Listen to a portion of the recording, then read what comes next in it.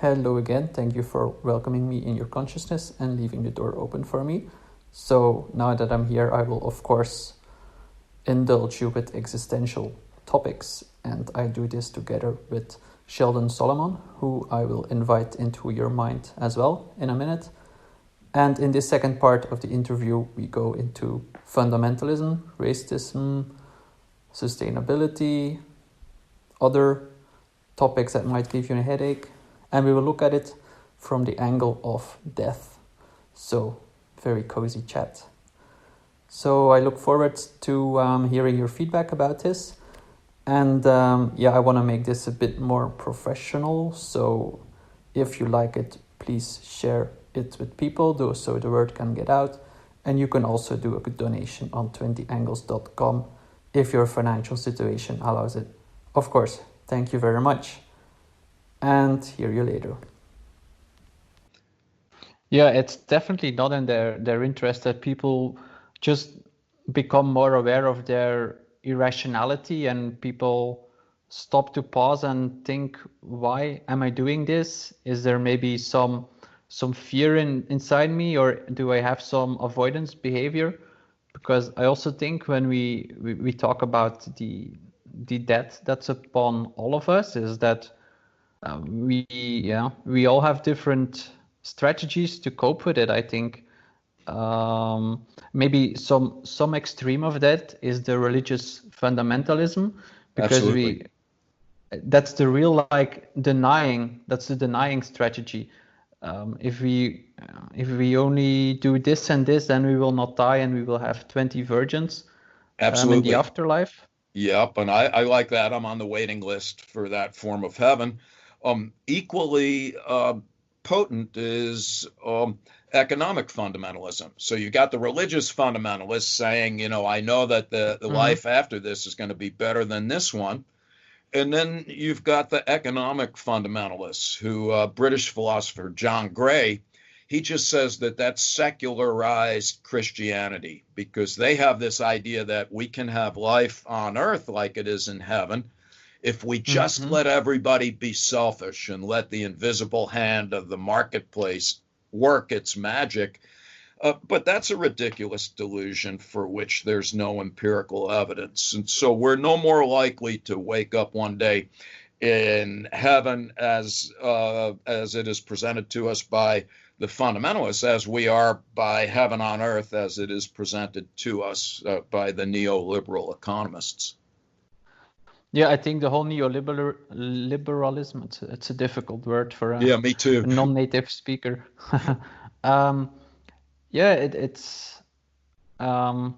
It doesn't agree with like the research on how people intrinsically are made to collaborate, and how we have this oxytocin and other Yep. Other hormones. So it's not a very evidence-based theory, I think.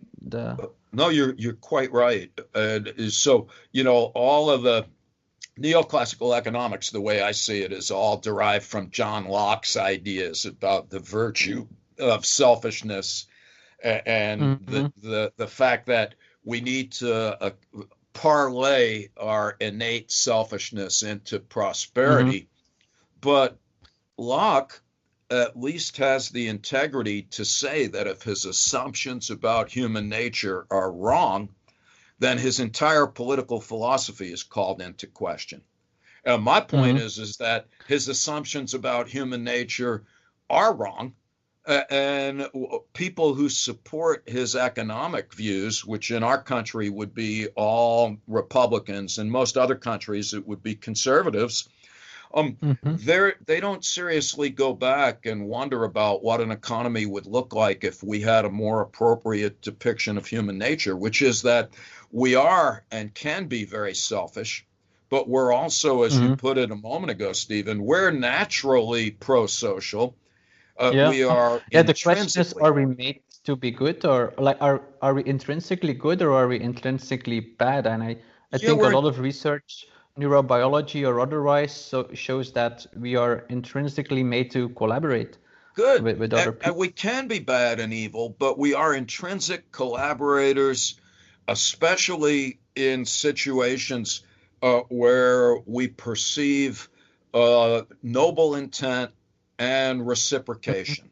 So even babies, long before they can walk, little babies at like 14 months old, if somebody helps them, then they will likely help that person in return. Moreover, and more impressive, in these very clever laboratory paradigms, if somebody tries to help a baby, but they're unsuccessful, like a baby's reaching for a toy, and somebody tries to give it to them, but in the process of trying to do that, drops it, little babies will reciprocate, even though they weren't given the toy. They recognize benevolent intentions on somebody else's part and will respond appropriately. So not only are we prepared to collaborate and reciprocate, we also very early on recognize and react to good intentions. And these are the evolutionary qualities that we need to make ourselves and other people more explicitly aware of. And we need to exploit those to everybody else's goodwill. See, right now, what I see for the most part are people saying people are selfish, they're not going to change. So let's use that as the basis for structuring the entire economy. And of course, in so doing, we've put ourselves in a situation where we're about to destroy the earth, because the neoclassical economy is based on consistent growth. That's only good for malignant tumors and compound interest. And we don't have indefinite resources. No, we don't. Well, so. And so this is madness if you build a system where you parlay human selfishness and death anxiety into making that noble and virtuous. Why not make noble and virtuous what the ancient Greeks thought, and that is our tendency to collaborate with our fellow humans in the service of making things better for everybody. I find that a much more uplifting view. That is no less. And I also think like wealth is not a zero-sum game. Wealth can be wealth for everybody as long as it's well guided and it's ethical, and some people don't have the extreme outcomes whilst others have the least. But I think status is a zero-sum game. So people like companies like to have these status things and these hierarchy things. But that by itself, if one person has a status, it implies that another person must have a lower status. Absolutely. So I think that's in the end what's also behind this whole selfish image of human beings, of humanity is because people like to keep that status image and that hierarchy. Don't know if I said it very well. No, you said it very, very well, and I believe you're absolutely correct. Or to put it more humbly, I agree with you. I think that when we look at everybody needs to feel good about themselves. We need to feel like we're persons of value in a meaningful universe. But when the sole measure of those needs is where we stand on a hierarchical continuum, where only one person can be number one, and where anything below number one is a failure, well, that's a recipe for psychological despair. And and there are other ways to structure our social behavior where we can still strive for excellence in a way that provides everybody with opportunities to feel meaningful and valuable. Yeah, I think that's also one of the obvious things in our life that we don't question. As long as we think that the truth is that life is a hierarchy, and life is the way it is, and if you work hard, one day you will be the boss, and then you can be maybe a bit less ethical to other people. If you think that's life, then I That's right. think the world will never change, I'm afraid. Yes. Yeah, what I find interesting about, like, when we talk about that we are afraid of dying, it's kind of irrational, I think, like all fears, but because if we are dead, we don't feel it. Like, there's nobody to experience that. So if the lights go out, there's nobody noticing it anyway. So it's Yep. a bit weird that we are so afraid of it, don't you think? Yeah, absolutely. And that view goes way back to Epicurus and Lucretius. So this I is read that in your book. Yeah. yeah, and I love that. I love it because I agree, but I also see why no one's ever believed it throughout human history for the most part. Because again, it asks us to be reasonable. So the argument is nobody worries about the millions of years that happened before you were alive, and you're not going to be aware of anything when you're dead. Yeah, so how come we spend our lives being preoccupied by the prospect of our death? And the answer, very simply, is because that would be rational, but we're not fundamentally rational creatures. No, we aren't. Like, it would be like, if I would die, I would be okay with it because I'm not there, but it would be horrible, at least I assume, for my girlfriend and for my family. So I think that's where the real damage is. But for me dying myself, not that I want to die, but I think, yeah, if I die, I die. Yeah. But yeah, and I think But that's true for lots of folks. But what we do know research-wise is that death is a complex, multidimensional concept, and people's mhm. anxieties about it vary. So some people like you, and I'd like to think for myself, are concerned about the implications of us dying for the people that we care about.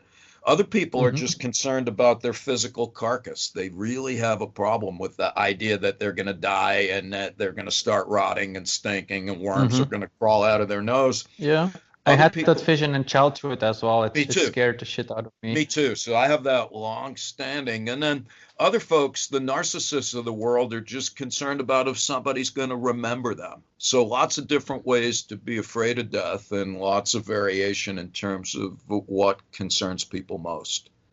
I think the narcissism is interesting because I've met some, I think, narcissists already, like in professional experience. But like what they say a lot about narcissists is that there's deep inside, there's some really, let's call it low self-esteem, or maybe that's not the right word, No, but it is right. some deep insecurity or fear, or what's your opinion about that? Oh, absolutely. So I say this with confidence because there's a substantial empirical literature. But way Mhm. back, people like Karen Horney, who I alluded to earlier in a book called Neurosis and Human Growth, point out I have that to read that book, I think. yeah, it's a fine book because she makes a distinction between genuine self-esteem and narcissistic self-inflation. And her Hmm. point is that narcissists appear superficially self-confident. And in fact, if you measure their self-esteem, they score the highest on self-esteem. But Hmm. but that's because they're legends in their own mind. And you can measure self-esteem both consciously and unconsciously. And Hmm. some Yeah. people have high self-esteem no matter how you measure it. But narcissists have high self-esteem if you measure it consciously, and really low self-esteem if you measure it unconsciously. And so basically, their high veneer of self-esteem is just a defensive manifestation of an underlying massive insecurity. So they're actually just a bouillabaisse of psychological insecurity.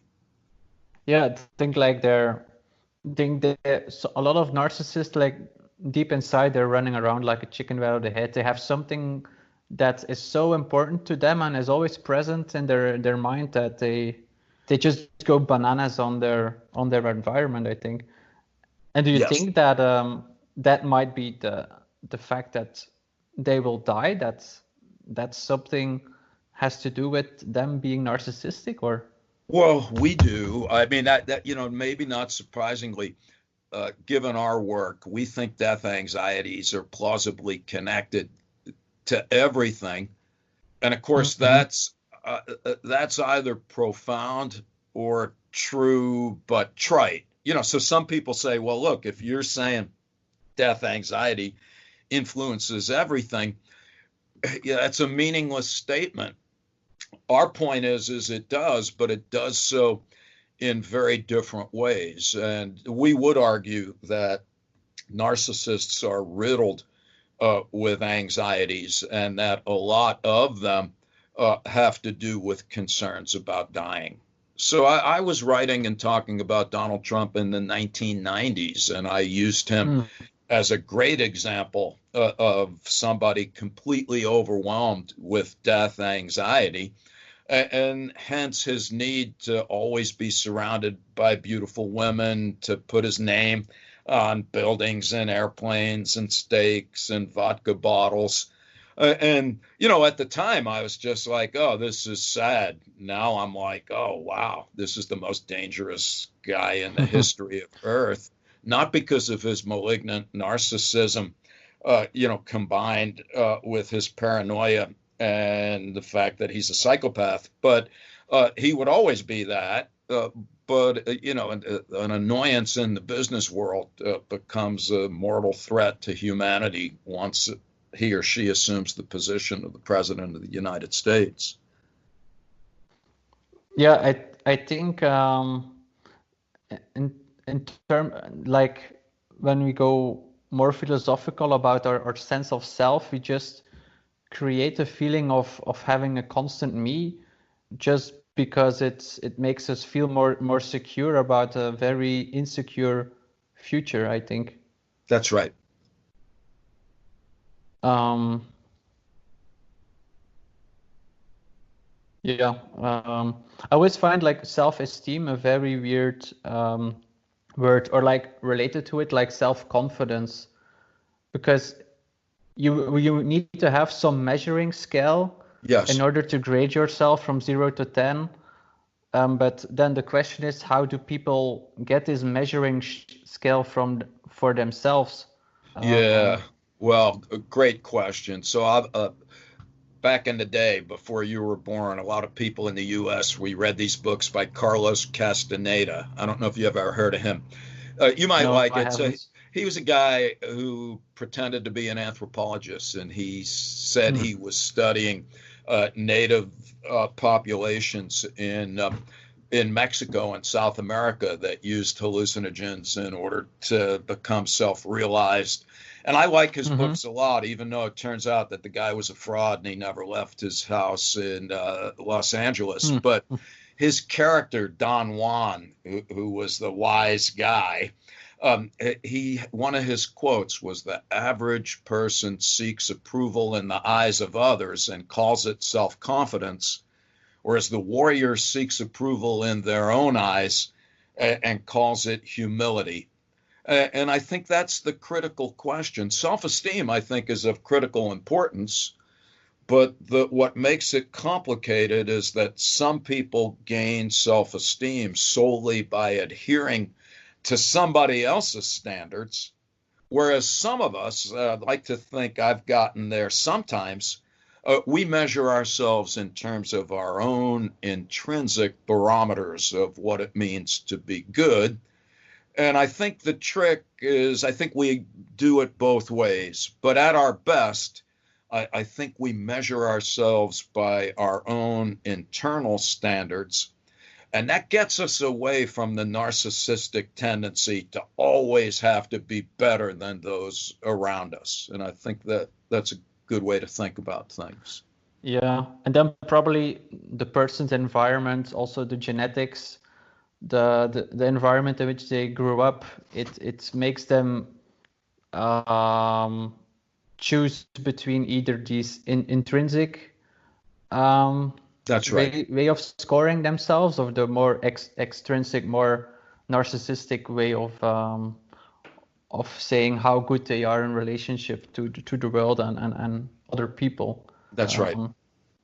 Do you think it's also because of or need for self-esteem, maybe because to feel more secure about ourselves and our very fragile condition? Do you think that's also something that might be causing racism in Absolutely. people? Yeah, absolutely. Again, I say it with some confidence based on a vast empirical literature.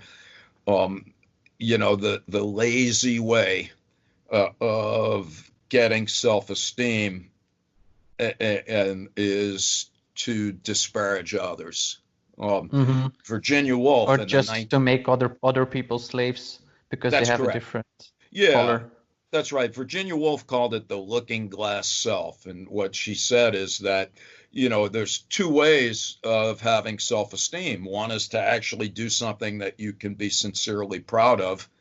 And the Mm-hmm. other is to use people as a way to magnify yourself. So she's like, oh, if you look at the people through a magnifying glass, if you turn it one way, they get bigger. If you turn the glass the other way, it makes people look small. And her point as a metaphor is that, most people sadly make themselves enlarged psychologically by diminishing the stature of those around us. Yeah. Uh, it's funny that almost all the weirder automatic behaviors we have has something to do with that we cannot accept uncertainty and we try to predict and plan, I think, all our entire life.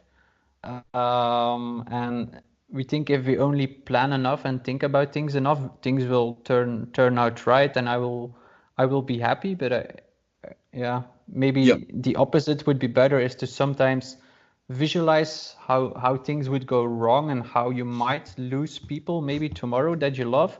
It Yep. might give you a better appreciation about life, because in the end, is there then a good way to look at this debt that we will all face one day and maybe use it to our advantage in our life? Yeah. So, Stephen, I think you've come to the crux of the issue from our perspective psychodynamically, and that is that death anxiety is not going to go away. Mm-hmm.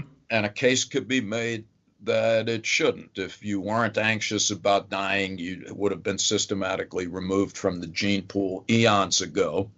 And of late, I've been reading Martin Heidegger's work, the philosopher. I ignored it for decades because it's hard and he's a Nazi. But then I'm like, all right, Nazis are people too, or he was a Nazi. But all right, be that as it may, in the book Being and Time, Heidegger says, look, the ultimate anxiety, and it is the unique purview of humans, is the realization that we're gonna die.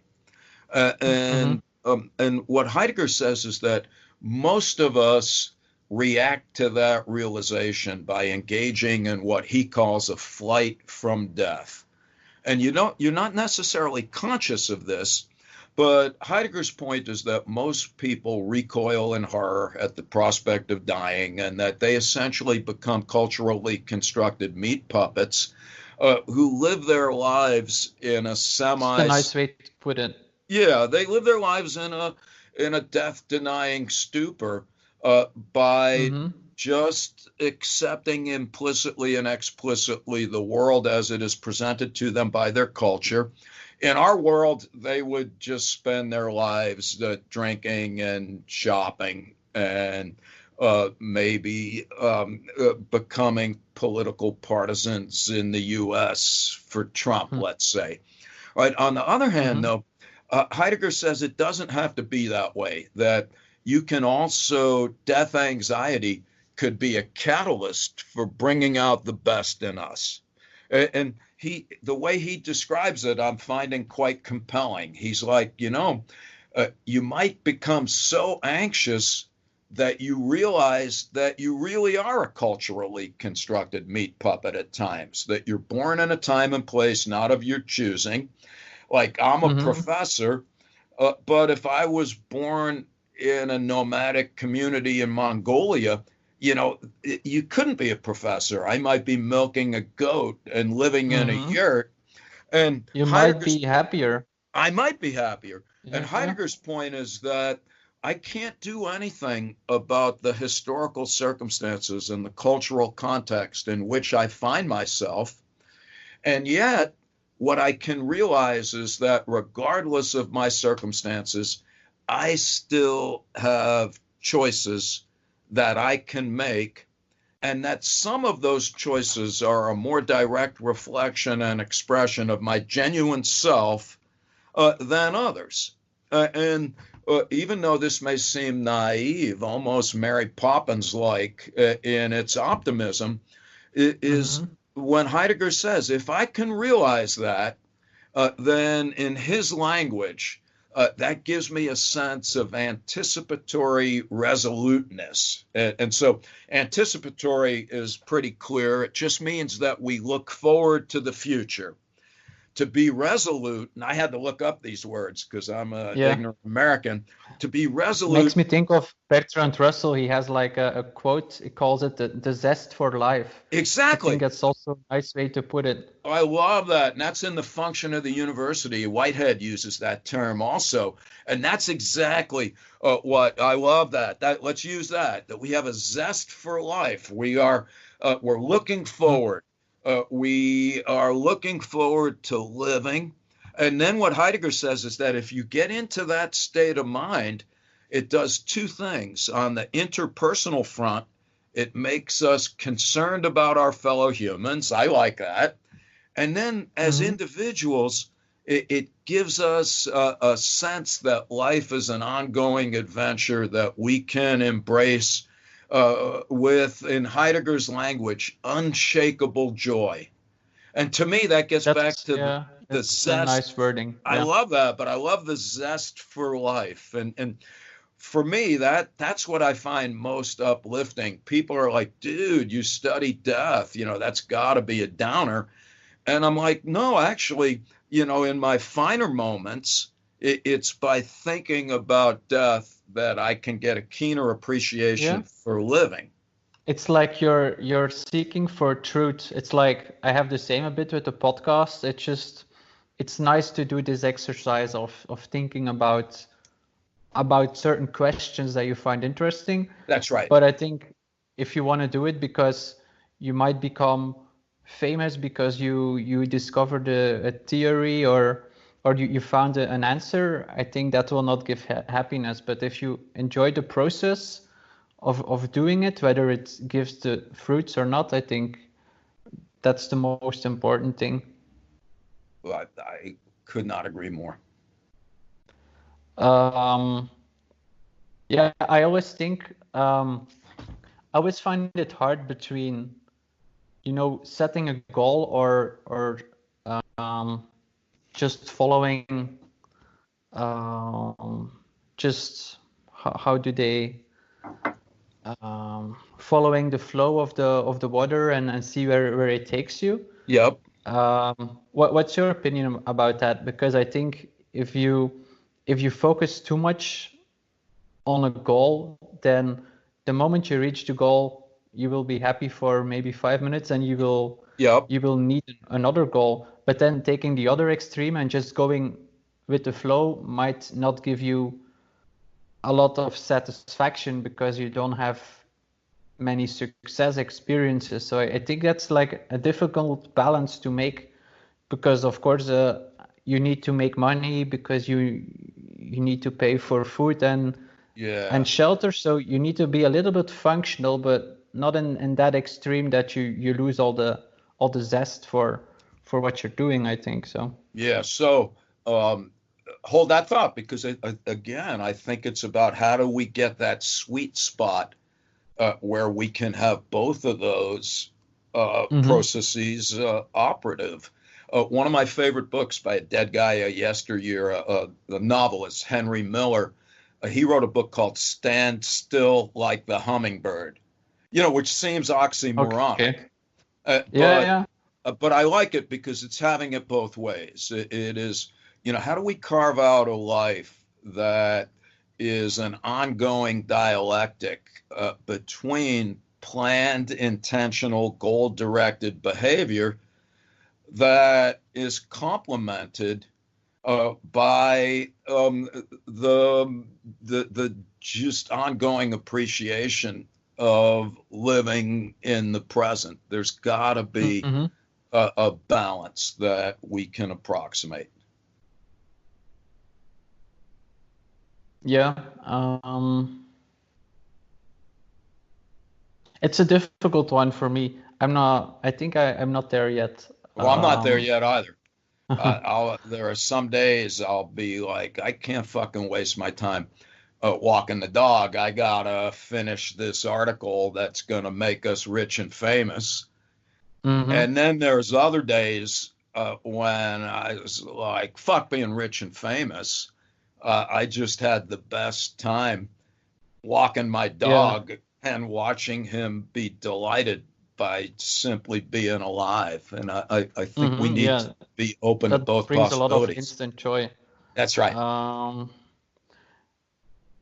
yeah. I think the problem with setting goals sometimes is the moment you set a goal, you want something, and depending on your personality, like I have autism, for instance, which might make me a bit more prone to anxiety, but you immediately have something you want and you want things to go a certain way, and it makes you insecure. It makes these mental processes come up that you don't really like about yourself.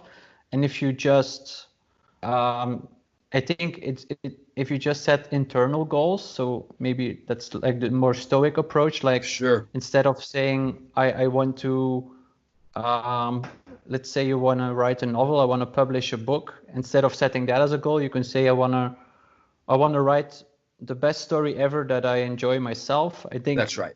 that's a way of setting goals in which you don't condemn yourself to a lot of anxiety and insecurity. Yes. Because then what could happen is avoidance behavior. Because you have this anxiety, you do nothing, and maybe it's the same with that in some way that we we we have some avoidance behavior to not come to face with it. Yes. Um, yeah. What I wanted to ask is, so we have the Corona pandemic now, which we are getting a bit used to. Do you think it teaches us something about how we as human beings relate to death? Um, Yes. But maybe not just one thing. I think what it teaches us is that people being people are surprisingly sometimes difficult to shake them from their daily habits and routines. And mhm. so, some people, we see the pandemic as like just a giant death reminder. And and Yeah, not and the surprisingly, virus is not even that deadly, luckily. no, it's So, not. Luckily, but unluckily, because it is a potent reminder of death, it is arguably bringing out the worst of lots of people. So, a lot of people are just drinking more, shopping more, watching television mhm, more. They're becoming more racist, more xenophobic, more devoted to populist leaders. And, that's a bad thing. On the other hand, I think there's just as many people that the pandemic has given them an opportunity to pause, in yeah, part because it's like sit still. And some people are like, well, wait a minute. Why am I doing this? Why is my life like being a human hamster on a wheel in a mhm. cage? They And might finally be interested in my podcast. yes, and I hope that there's more of that. I mean, one of my favorite sentences in a book is the last line of Albert Camus' book, The Plague, where he Ah, says, yeah, I've read yeah, it. we, Yeah. we learn in a time of pestilence that there's more to admire in humankind than to despise. And I'm like, all right, we're going to find out. Um, Yeah. I, I do think we're in a volatile moment in human history. And my sincere hope is that we realize, maybe again, this may sound naive, but the virus is everywhere. So too are our incoming environmental difficulties because of climate change. These are Hmm. problems that cannot be managed effectively in national or individual isolation. And we're going to have to step up Hmm. as humans and realize that we need to look at things from a radically different point of view. And maybe we need something as potentially daunting as a worldwide epidemic and economic collapse to shake us out of our comfortable stupor. I hope so. Yeah, I think it's actually a good stressor, both for individuals as for companies, as for the world, because if we're never under stress and the status quo, it's okay. It's not too good, it's not too bad, and we never change anything. And I think now maybe people will start to question if they want to go to an office every day, if they want to sit in a car 3 hours in a day, Absolutely. which is what a lot of people do in Belgium. We have the worst traffic jams in Europe, I think. So yeah, maybe like we said, there will be some more gratitude for the things that they now took for granted. That's right. Maybe a lot of relationships will also fall apart, because if people like people can almost avoid each other if they have a busy life, but now if they're kind of condemned to be in the house together and work and live together, I don't know. I think there might be some relationships that come to an end. But Lots. maybe in the long term, that's for the better. Yep. I saw an fragment of you on the movie Planet of the Humans, or Yep. I think the name was. I found it on YouTube, and you talked about a sustainable future, and I found it very interesting because you talked about how our lack of acceptance of that is really related to our how we're treating the planet. Could you maybe tell something more about that? Yeah, sure. I'm certainly not the only one that harbors these notions, but there's a few things that environmentalists point out. One is that, and this goes back to a historian, a guy named Lynn White in the 1960s. He just said that, part of our problem with nature is that we don't consider ourselves to be a part of it. That in the ultimate act of death denial, we see ourselves in the Judeo-Christian tradition as created in God's image, Mm-hmm. and that are given the natural world for us to dominate and exploit. So Genesis Mm-hmm. says we have dominion over all that walks, flies, and crawls. And so one argument is that death anxiety makes us feel more comfortable as gods than as natural creatures, and this gives us license to exploit and despoil the natural environment. Then, on top of that, is the argument that death anxiety turns us into voracious consumers with insatiable desires for money and stuff. And what a lot of ecologists that I find compelling argue today is that you can't manage ecological crises without, at the same time, realizing how much of it is inextricably connected to conspicuous consumption. And so these problems are actually the same problem that we need to approach from different directions. You're not going to be able to fix the environment while maintaining an economic system based on unlimited growth in a universe of finite resources. And so that's the basic argument. It is just that we live in a world that is currently driven by death denial. That is Mm-hmm. what underlies the motivational impetus for conspicuous consumption. And Mm-hmm. yeah, there's no way that we can create a sustainable world without a radical overhaul of the way that we conduct ourselves economically, that in turn will require the realization by some that what underlies the infinite pursuit of money is the flight from death. Every other desire in nature has an upper limit that's bound to physical reality. So like every noble goal that we have as humanity, in the end, some people exploit it, Yeah, money, and then they end up controlling the whole process. Because in the end, we are in a capitalistic society. So yeah, if you're calling the shots in that society, you can control anything you want. there you go. Yeah, I sometimes think maybe humanity needs a really firm reminder of that. Maybe the corona pandemic will not be enough to make us awake as a society. Maybe the virus is not lethal enough in some way. Yeah, I hope it's lethal enough for some, let's say, at least allegorically. Yeah. Um, do you think that it's something genetic that some people can go through life like they can do their job um, without that much motivation?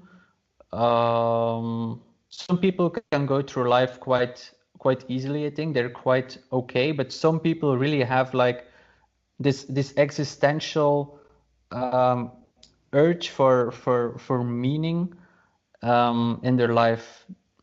Do you think that's something genetic, or is there any evidence to back that up? Or To be silly but not, I think a case could be made for the genetic underpinnings of just about any human affectation, as long yeah, as we don't degenerate into simple-mindedness. So we're not implying here that there's a need for meaning gene per se. But yeah, I would argue that we do come into the world with particular predilections. And for example, some people are more prone to anxiety than others. And I don't see why it wouldn't follow from that there are some folks that come into the world with a genetically based predisposition to need for things to seem meaningful rather than to just take things as they are. But like anything, these genetic propensities would not be uniformly distributed amongst any population and would certainly interact with early experiences. yeah. I think when you talk about anxiety, I think sometimes we need the drama in our life. Like we're a little bit addicted to having little problems to solve. Of course. Because if we don't, like, suppose you have zero problems and your life was perfect. It's a very stupid thing to say, but what would you do then? Then you would have to look into the deep emptiness that everything that's so wonderful will end. So I think we like to be distracted by making a mosquito into an elephant Absolutely. in terms of problems. Perfect. I like that. I can't remember what we called it 40 years ago, Stephen, but we used to talk about it and almost laugh about it, that we need the little problems to distract us from the major existential ones. Yeah, if I wasn't worried about, getting a shoelace or putting gas in my car, I might have to think about the fact that, overall, my life is relatively tragic and impoverished and meaningless. Yeah. Yeah. What I also find interesting is that despite that, most of people tend to look away from that. Is that then you have people who are suicidal and they look forward to it, or at least they think that everything will be better if they end it at all. I don't know what you think about that and how it relates to the rest of your work. Well, suicide, that would take us another few hours, and that's if I knew what Yeah, I was talking it's about. a difficult topic, huh? Yeah, Yeah. it is a difficult topic, and there's some evidence that some folks who commit suicide honestly believe that there's going to be a better life thereafter. Some folks Yeah, who can you have the fundamentalists again. Yeah. precisely, and some folks openly admit that it's their fear of death. So there's a character in one of Dostoevsky's novels from The Possessed who says, "I'm going to kill myself because I'm so afraid of death that that's the only way that I can control it." So paradoxically, fear of death may have something to do with what underlies suicide, but I think it's more complicated than that. Yeah, I think yeah, it's something very, very complicated, but like you say, in the end, people want to change a certain future, or at least an assumption about the future, because nobody knows how the future will look like. And for some people, that might be the only solution that they see in their anxious frame of mind. Yeah. Um, yeah, I think I already asked you a lot of questions. So yeah. Good. Um, Well, this was great. I'm happy to talk again. the end. Well, luckily not the end of you of me, because that would be the very dramatic ending of an episode about death. But the end of this episode, and I hope it makes you think, because this podcast is all about allowing people to look at things they take for granted from another angle and to think on things themselves. It would also be very arrogant of me, like also Sheldon said, to even think that I would be able to give you any answers. So I hope you just enjoy it and it encourages you to think. And if it did, please know that it takes a lot of hours to make just one episode, and I want to make this a bit more professional. Maybe I can even add in a little fancy tune for you. And you can support me by just getting the word out to one or two friends who might like it. I know it sounds very cliche, but it really helps me a lot. And you can also make a donation on 20angles.com. So yeah, I hope I hear or see you later. And you can get a good night's sleep now thinking about death. Bye bye.